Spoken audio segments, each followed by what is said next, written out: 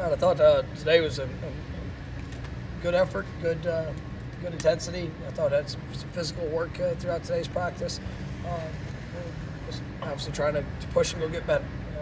Like I said, on Monday, it's about going to get the job done, and obviously hard work is a minimum expectation. That needs to show up. We got to make sure that coaches, players, everybody involved goes and executes the plan, goes and puts ourselves in a position to go win this game. And it's going to be a challenge. Obviously the team we're playing is coming off the best game that they've had this year, and we've got to rise to the challenge of being the best of us. And if that happens, I get a lot of confidence in what it can be. So that's what we're working towards, and I thought we got off to a good step here on this Tuesday practice. What do you see from Earl to work into this? Yeah, that's a guy. I mean, I'm really encouraged by what I believe that's gonna be. And obviously Earl coming in, we started off at nickel. It was him and Kevin. And there's some things that just early that was probably not his best ball. As he's coming in, with all things, he missed a lot of the spring, being non-contact, and then really with Edwin emerging, as a guy that has been able to compete and to give us great reps there at nickel, it's allowed some flexibility. And Earl has moved him back to safety about 3 weeks ago, I would say, before the bye week, and I see him. That's his natural position, and it's one where I think I've mentioned it before, but he reminds me so much of Jamie. Just in how Jamie transitioned through his career. You start off at nickel, you move back to high safety, and it's really just. I think Earl has a really good ceiling when it comes to that, and it's good to see him get out in the game and be able to operate. Still a lot for him to learn. In just the repetition of it. He's putting in a lot of time and work, but it was definitely great to see him take a very positive step.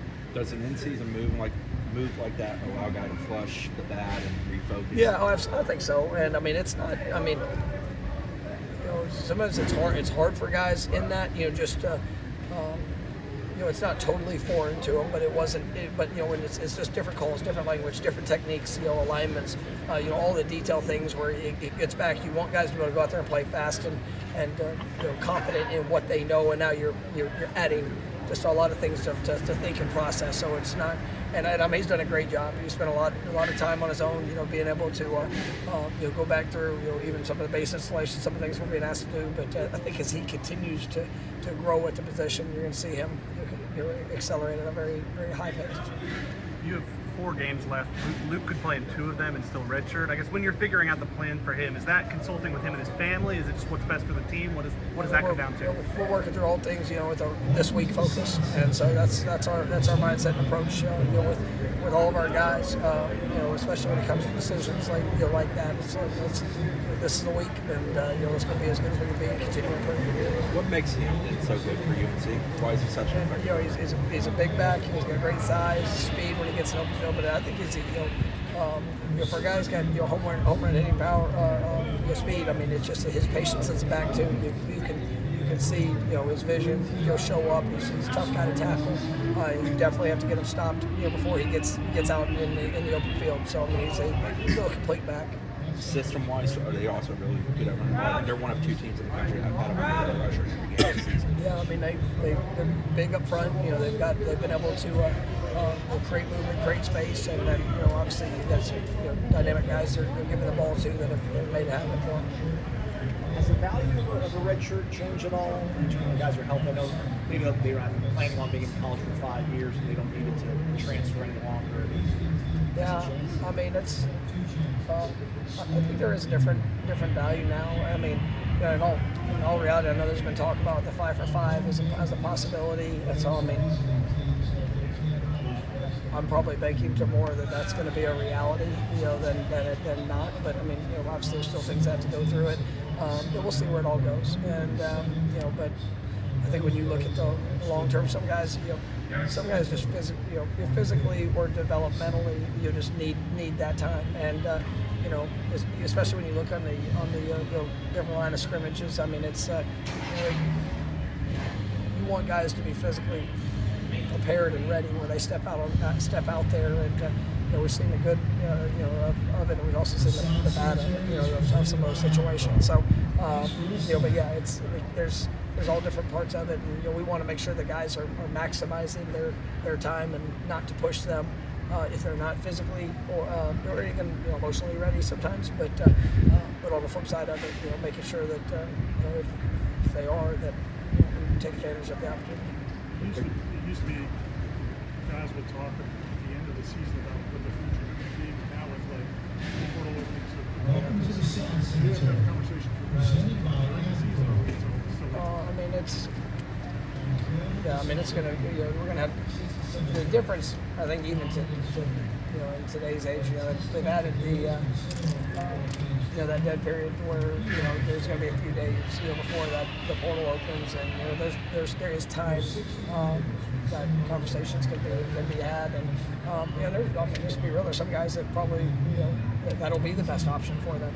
Just you look at where they are and opportunities for guys that want to play, and got some guys that have graduated, and they're going to explore different elements. So I've had some conversations, even up to this point, but it's also just all part of the new age. But we will have time, and we also have the bye week, another bye week here after.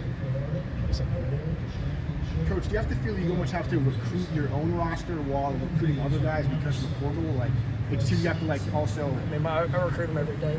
It's how you show up, how you work, what you do, the investment you make.